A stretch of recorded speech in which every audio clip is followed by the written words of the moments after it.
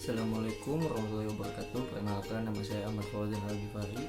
Dari PS23B saya akan membawakan tentang filsafat rasionalis. Filsafat rasionalis adalah sebuah aliran filsafat yang menekankan penggunaan akal atau rasio sebagai sumber utama pengetahuan. Aliran ini berpendapat bahwa kebenaran dan pengetahuan dapat diperoleh melalui proses pemikiran logis dan analisis kritis, bukan semata-mata dari pengalaman indrawi atau empiris. Tokoh-tokoh utama dalam aliran ini antara lain ada René Descartes, Baruch Spinoza, dan ada Gottfried Wilhelm Leibniz. Alasan mengapa filsafat rasionalis menarik yaitu ada yang pertama, penekanan pada rasio dan logika. Rasionalisme menawarkan pendekatan yang sistematis dan logis dalam memahami dunia. Kemampuan untuk menganalisis masalah secara rasional dan menemukan solusi yang koheren sangat penting dalam berbagai aspek kehidupan, termasuk ilmu pengetahuan, matematika, dan teknologi. Yang kedua ada yaitu membuka jalan bagi ilmu pengetahuan modern. Tokoh-tokoh rasionalis seperti Descartes sering disebut sebagai bapak filsafat modern karena kontribusinya dalam membentuk metode ilmiah. Dengan menekankan pentingnya metode deduktif dan analisis rasional, rasionalisme telah membantu mengembangkan fondasi bagi banyak disiplin ilmu. Penyelidikan terhadap esensi dan eksistensi.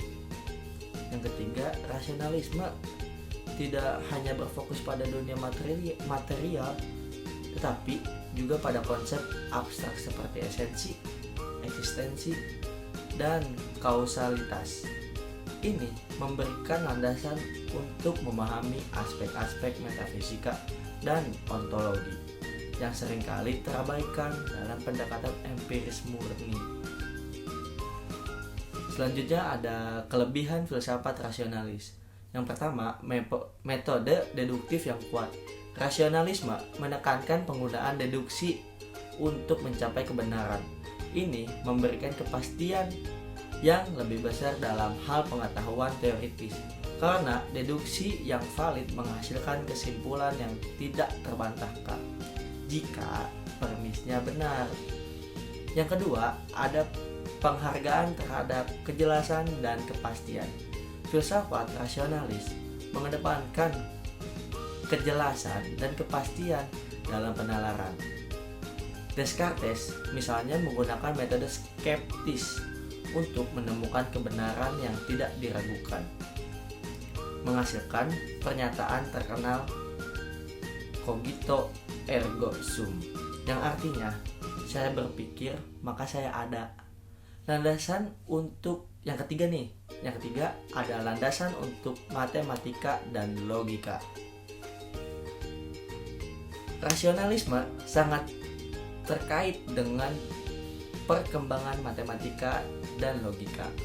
Kontribusi Leibniz dalam kalkulus dan logika simbolik adalah contoh bagaimana rasionalisme memberikan dasar yang kuat untuk disiplin-disiplin tersebut. Nah, adapun kekurangan dari filsafat rasionalis.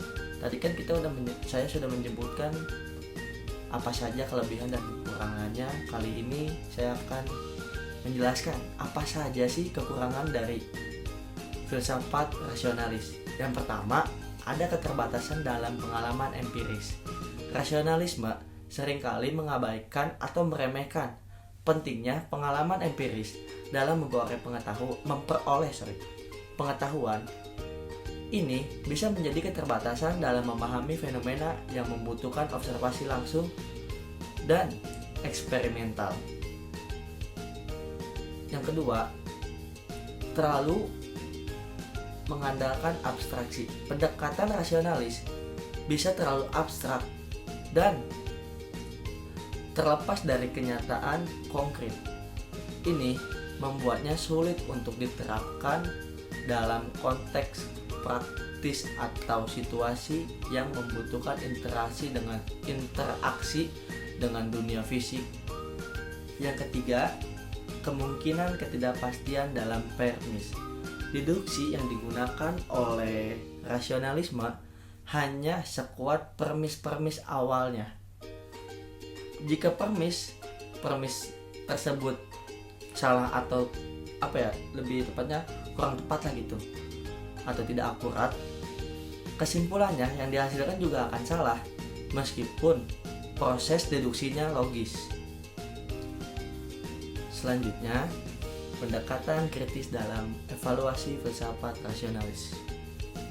Penting untuk mempertimbangkan bagaimana aliran ini berkontribusi terhadap kemajuan ilmu pengetahuan dan pemikiran logis, tetapi juga memperhatikan keterbatasannya dalam konteks pengalaman empiris. Filsafat rasionalis menawarkan alat yang kuat untuk analisis dan deduksi, namun tetap harus dilengkapi dengan pendekatan empiris untuk memberikan gambaran yang lebih lengkap tentang realitas.